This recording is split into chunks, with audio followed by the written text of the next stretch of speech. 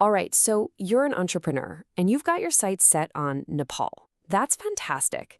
You're about to start an incredible journey, and today we're talking about the very first quest every single founder has to take on, getting your company name reserved. Let's get into it. You've got the big idea, right? The passion, the drive, that fire in your belly.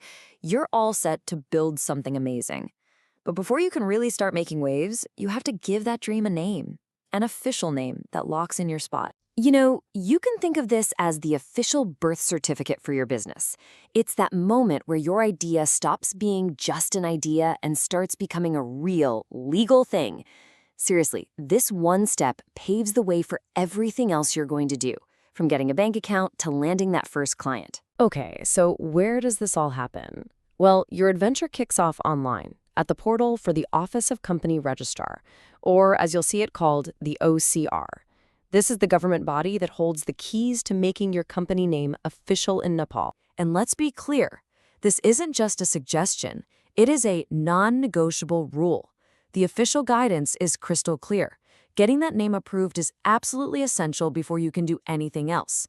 It means you've got to get this first step right, because everything else depends on it. All right, here we go. Your first challenge, making sure that brilliant name you came up with is actually, available. The OCR's online system is where you'll face this test. Thankfully, it's pretty straightforward. First, you'll pick what kind of company you're setting up.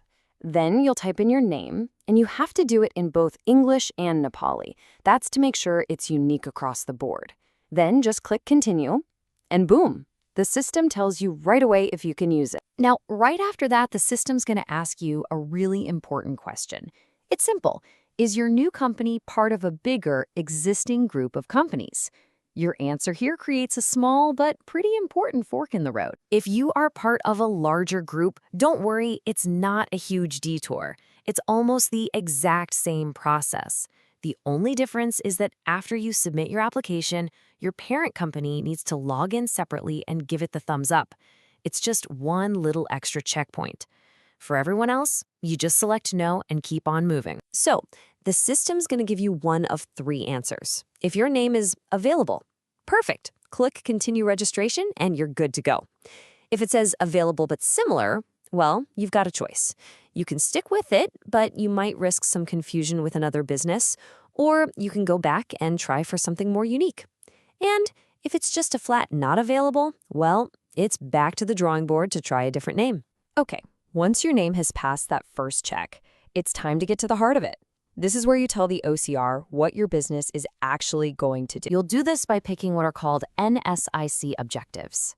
And yeah, I know, that sounds super official, Nepal's standard industrial classification. But all it really is a list of predefined categories. It's how you tell the government, hey, I'm in software, or I'm exporting handicrafts, or I'm in the tourism business. And the system makes this part easy. You just click the Add Objective button, then you can search or browse for the ones that fit your business model. You just check the boxes that apply. It's a good idea to pick all the ones that are relevant, and don't worry, you can easily view or delete them if you change your mind before you submit. We're in the home stretch now. You've got your name, you've defined your objectives. Now it's just about getting ready for the final submission. Just a couple last hurdles. So before you hit that final button, just pause for a second. Give everything one last look. Make sure all your objectives are there and they're correct. Double check that you've uploaded any documents you were asked for.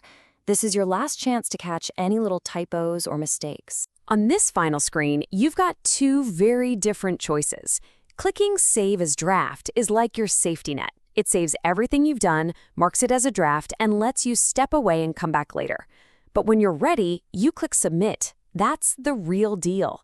It sends your application straight to the OCR, and the status officially changes to Submitted. So once you've hit Submit, you're in the waiting game. But the good news is you're not totally in the dark. The system gives you clear status updates so you can actually track your application's progress. At first, it'll just say Submitted. That means you're in line. Now, if your company is part of a bigger group, it'll then switch to Approval by Parent Company. Once they approve it, or if you're independent and skipped that step, the status will change to Under Review.